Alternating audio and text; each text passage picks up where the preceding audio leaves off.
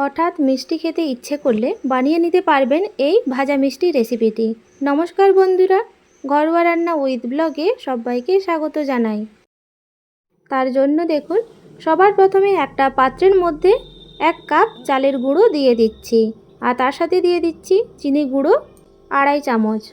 এরপর দিয়ে দেব সামান্য লবণ, আর এর সাথেই দিয়ে দেব 2 চামচ ঘি। আপনারা চাইলে ঘিয়ের পরিবর্তে 2 চামচ সাদা তেলও দিয়ে দিতে পারেন। দিয়ে দেওয়ার পর সমস্ত উপকরণ চালগুঁড়ির সাথে খুব ভালোভাবে মিশিয়ে নিতে হবে। বেশ কিছুটা সময় নিয়ে এই কাজটি করে নিতে হবে। আজকের রেসিপিটি আপনাদের কাছে ভালো লাগলে অবশ্যই একটা লাইক দিয়ে কমেন্টে জানাবেন, আর আমার চ্যানেলে নতুন হলে চ্যানেলটির পাশে থাকার অনুরোধ রইল। খুব ভালোভাবে চালগুঁড়ির সাথে মিশিয়ে নেওয়ার পর এর মধ্যে দিয়ে দিচ্ছি গুঁড়ো দুধ 1 চামচ মতো। দিয়ে দেওয়ার পর আবারও চালগুঁড়ির সাথে খুব ভালোভাবে মিশিয়ে নিতে হবে।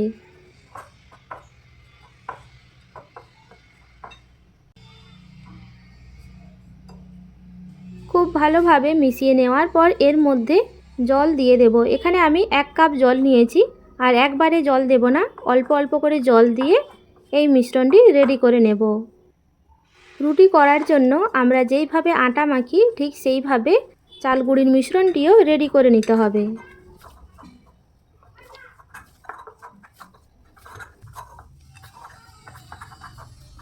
আর এই পর্যায়ে দেখুন 1 কাপ জল নিয়েছিলাম, তার হাফ কাপ জল রয়ে গেছে। এরপর হাতের তালুতে ঘি অল্প মেখে নিচ্ছি। মেখে নেওয়ার পর এই চালগুঁড়ির মিশ্রণ থেকে অল্প অল্প করে লেচি কেটে এইভাবে গোল করে নেব।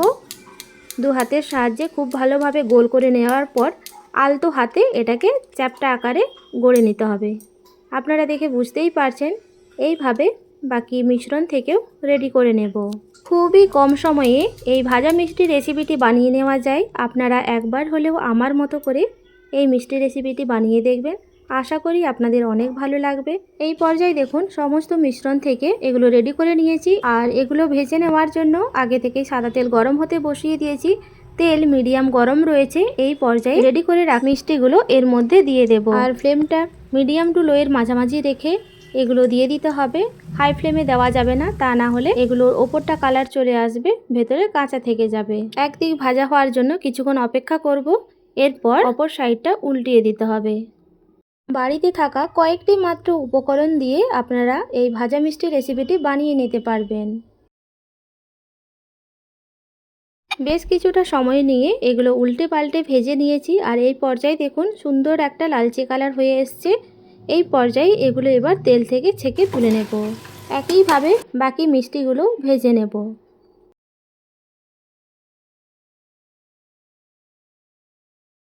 ভেজে নেওয়া মিষ্টিগুলো ভালো করে তেল ঝরিয়ে নেওয়ার পর একটা পাত্রের মধ্যে নিয়ে নিচ্ছি।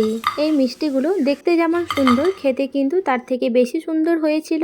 আপনারা একবার হলেও আমার মতো করে এই রেসিপিটি বানিয়ে দেখবেন, অনেক ভালো লাগবে। রেসিপিটি ভালো লাগলে অবশ্যই একটা লাইক দিয়ে কমেন্টে জানাবেন। দেখা হবে নতুন একটা রেসিপি নিয়ে। সবাই ভালো থাকবেন, সুস্থ থাকবেন।